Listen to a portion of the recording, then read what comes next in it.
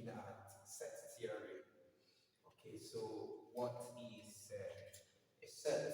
We'll start by definition what a set is. So, by definition, we say that a set is simply a collection of distinct objects, and the objects of a set are given a special name which we call elements. So we say that is a collection of distinct objects called elements.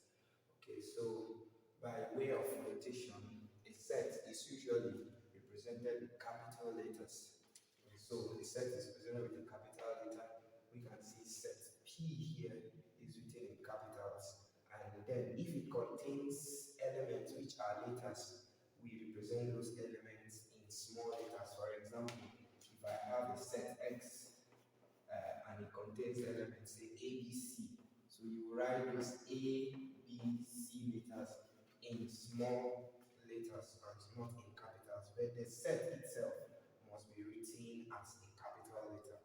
And now every set is represented in curly brackets. The elements are written in curly brackets and they are separated by commas. So you use commas to separate the elements of a set. So you can see an example here.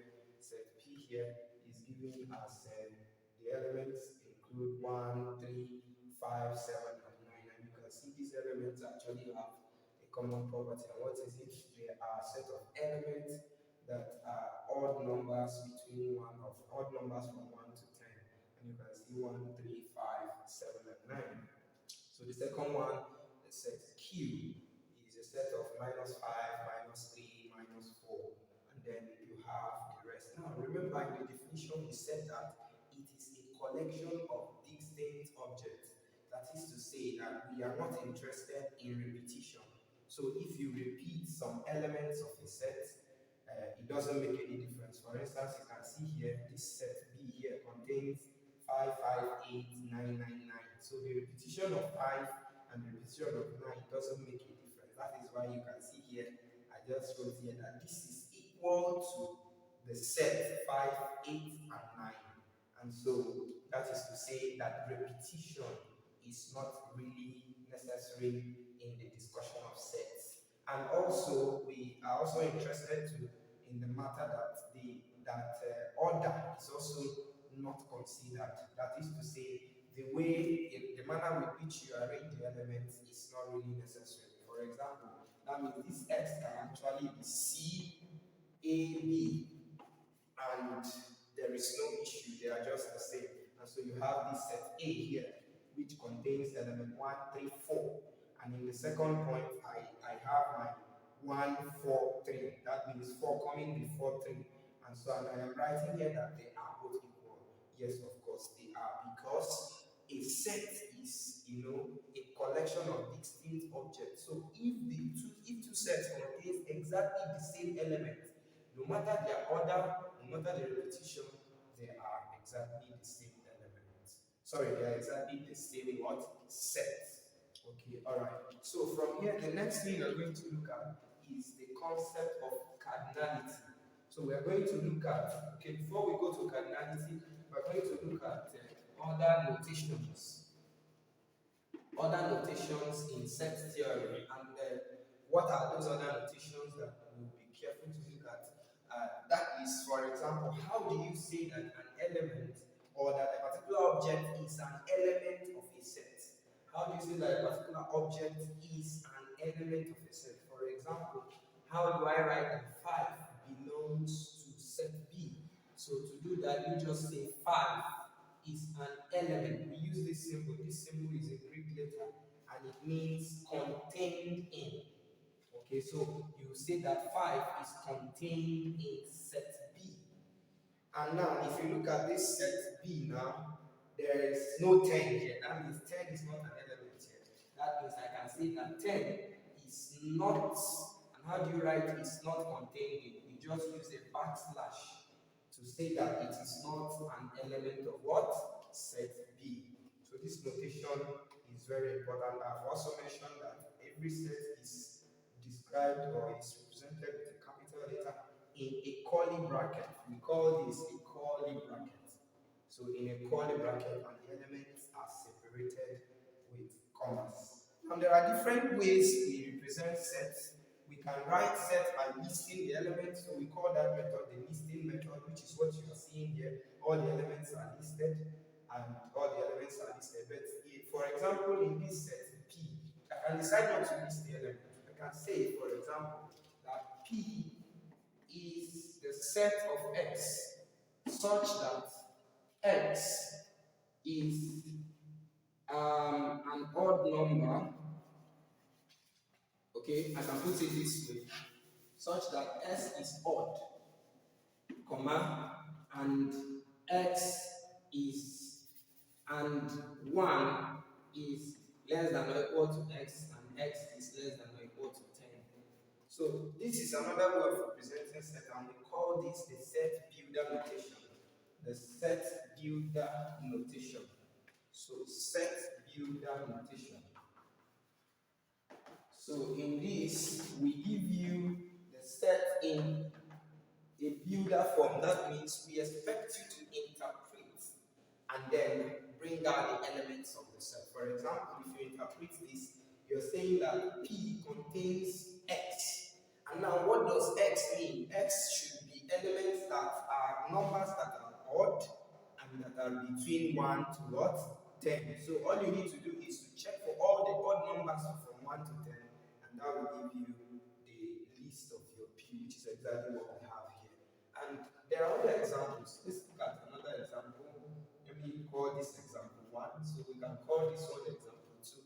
Let's take it that you are given a set Y, and we say that Y is a set of X such that X raised to power 2 minus 4 is equal to 0, where X is a member of the integers. Remember, the set of integers are, set of numbers that are whole numbers, both positive and negative and 0. I have a video on that. You can also check it out to see that is other number systems, the types of numbers that we have. You will see a definition for the set Z. We call them the set of integers, or the number of that we refer to as integers. Okay, now, so if we have a set given in this form, how do we interpret to know the number of or the elements that are contained in this set? Very simple. So what do? We have been told that Y contains element X, but this is the description of how the X should look like. So all you need to do is to solve this function and find the numbers that are here, and then all the numbers that you will get, the ones that are integers among them, will give you the list of elements you have in Y. So I will bring out my function x minus 4 equal to 0, and that is going to give me x is equal to positive 4 if I take this to the other side. And when I take this guy, the square to the other side, that will give me equal to square root of 4. Remember, it has to be positive or negative. So, and that is equal to positive 2 and what? Negative 2. So that means, what do I do next? I will check amongst the two of them which one is an integer. And of course, you can see that both of them are what? Integers. They are whole numbers. One is positive and the other one is negative. So that means that my y is equal to the set 2 and minus what? 2. So this is what we call giving you a set in a builder notation form. Okay, you can take another example.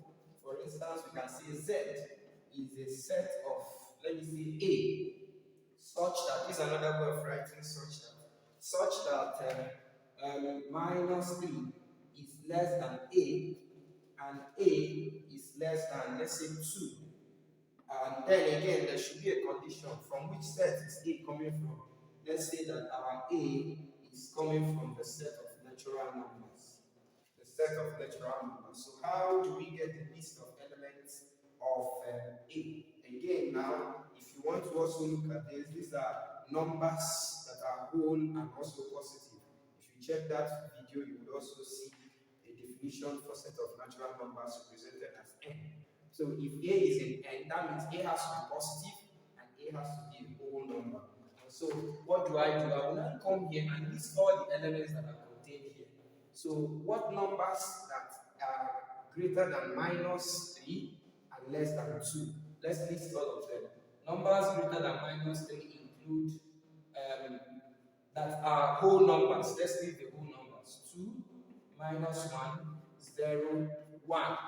They are greater than minus 3, but less than 2. And now amongst them, which one is a natural number? You will see that we have just only one of it that is a natural number. Therefore, our set Z is actually the set of only what? 1. And that's just what it. So, and this is how we consider set in a set builder notation form. Okay, so if a set is not given in a listed form and is given in this form, you should be able to interpret and then produce the list of the elements contained in that set.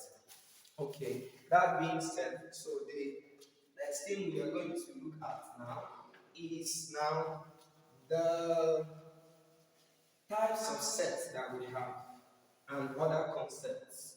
So we're going to consider briefly types of sets, and then we'll go into some concepts of sets that are very important.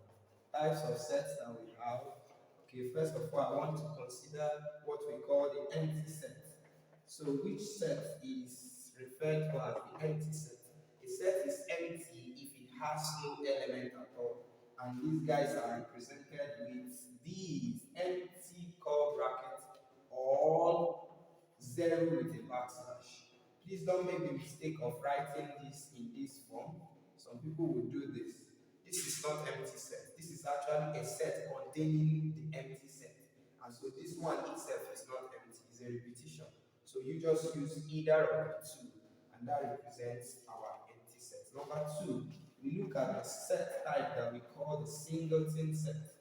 And what is a singleton set? This guy said is an example. It is a set that contains only one element. A set containing only one element. The set Z here is an example of a singleton set. Number 3 that I want us to look at is the set that we call the finite set. So when a set has countable number of elements, we say that that set is what? Finite. For instance, all these examples that we've given here are examples of finite sets. For example, the y that we have here, 2, you can count the number of elements there. If the z that we have here, every single set is also countable. It's also a finite set. And then, is an empty set a finite set? That's a question we should look at. Carefully look at it. Is an empty set a finite set? Of course it is. And so, what are the number of elements in an empty set? It is 0, so you can count it. So, an empty set is actually a finite set. And then, finally, under this, we look at the infinite sets.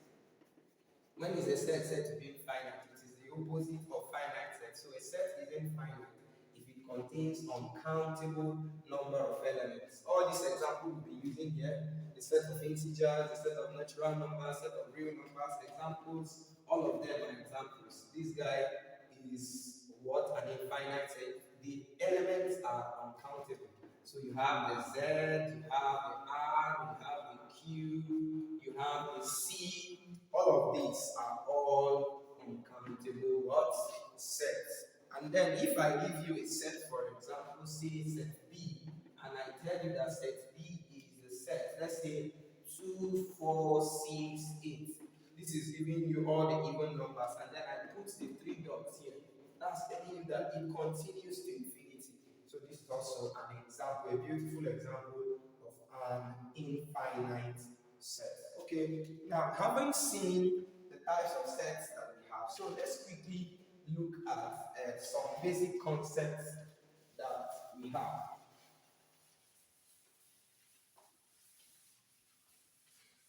Some basic concepts, okay, or terms, concepts that we use in sets, okay. The first one that we're going to talk about is what we call the cardinality of a set.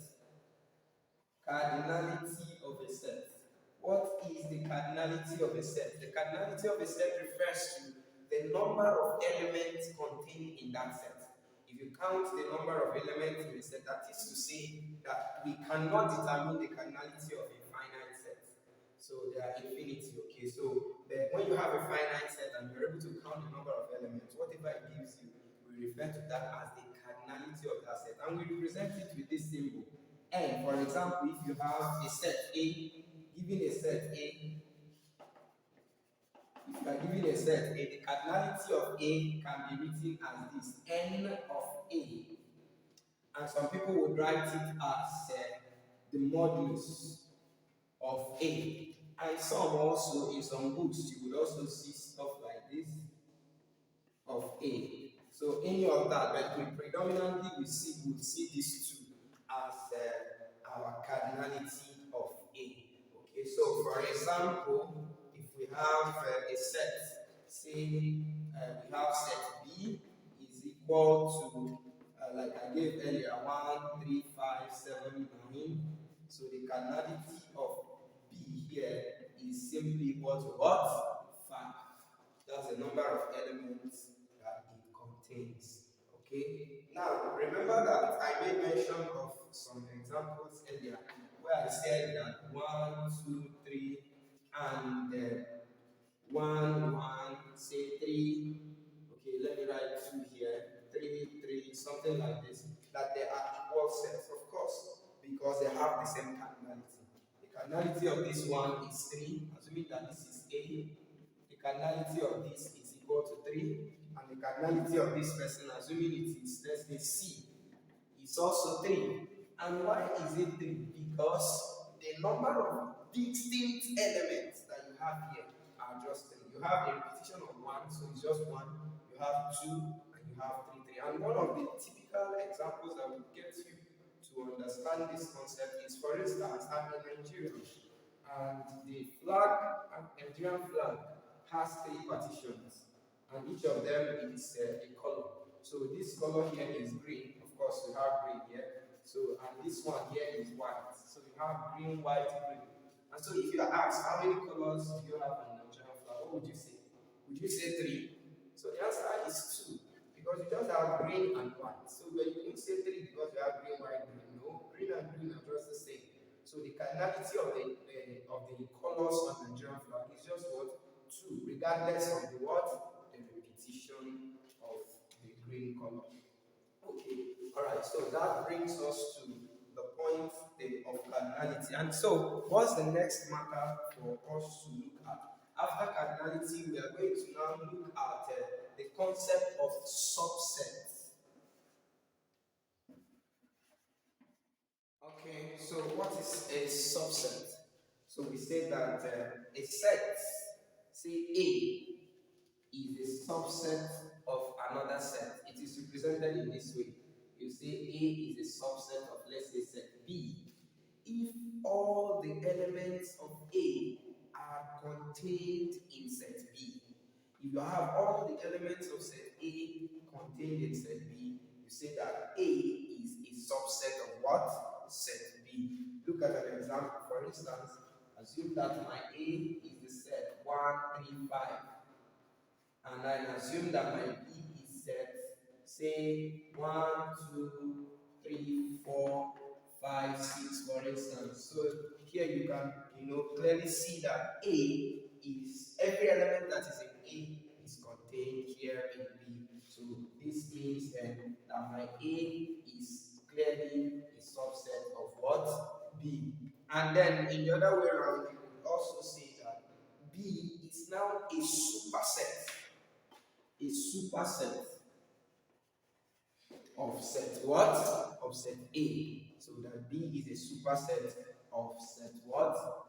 Set B. Okay, so after considering the subset, so what next are we going to look at? So we're going to look at the next concept we call the power set.